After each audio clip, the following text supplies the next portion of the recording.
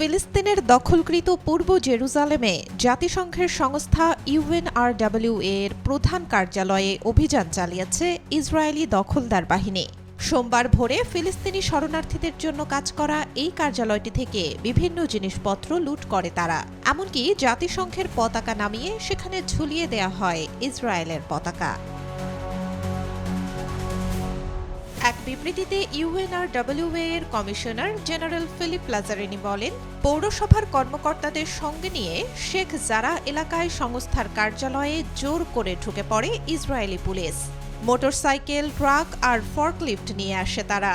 এ সময় পুরো এলাকার যোগাযোগ ব্যবস্থা বন্ধ করে দেয়া হয়।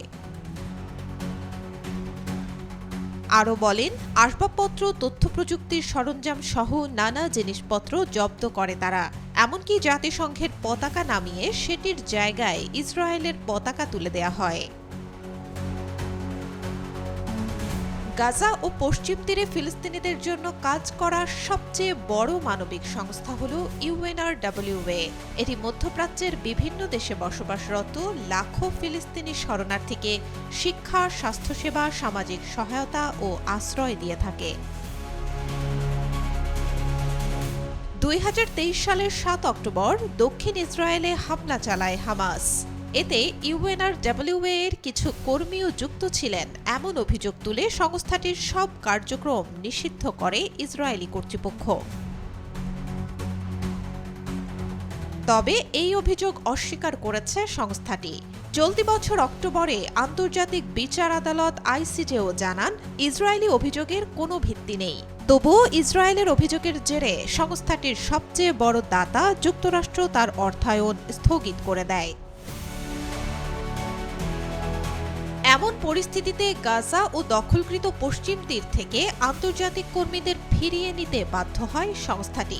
এতে অবরুদ্ধ গাজা উপত্যকায় ব্যাপকভাবে বাধাগ্রস্ত হয় ফিলিস্তিনিদের মধ্যে ত্রাণ বিতরণ। যুদ্ধবিধ্বস্ত উপত্যকাটিতে খাদ্য, ওষুধ ও আশ্রয়ের ভয়ানক সংকটে ভুগতে থাকেন অসহায় ফিলিস্তিনিরা। লাজারিনি বলেন, ইউএনআরডব্লিউএ এর ওপর সাম্প্রতিক হামলা আন্তর্জাতিক আইনের প্রকাশ্য লঙ্ঘন। এটি প্রমাণ করে সদস্য রাষ্ট্র হিসেবে জাতিসংঘের স্থাপনার নিরাপত্তা ও অখণ্ডতা রক্ষায় যে বাধ্যবাধকতা রয়েছে ইসরায়েলের, তা প্রকাশ্যে উপেক্ষা করেছে দেশটি। গত 10 অক্টোবর থেকে শুরু হওয়া যুদ্ধবিরতি লঙ্ঘন করে গাজায় এই পর্যন্ত 590 বারের বেশি হামলা চালিয়েছে ইসরায়েল।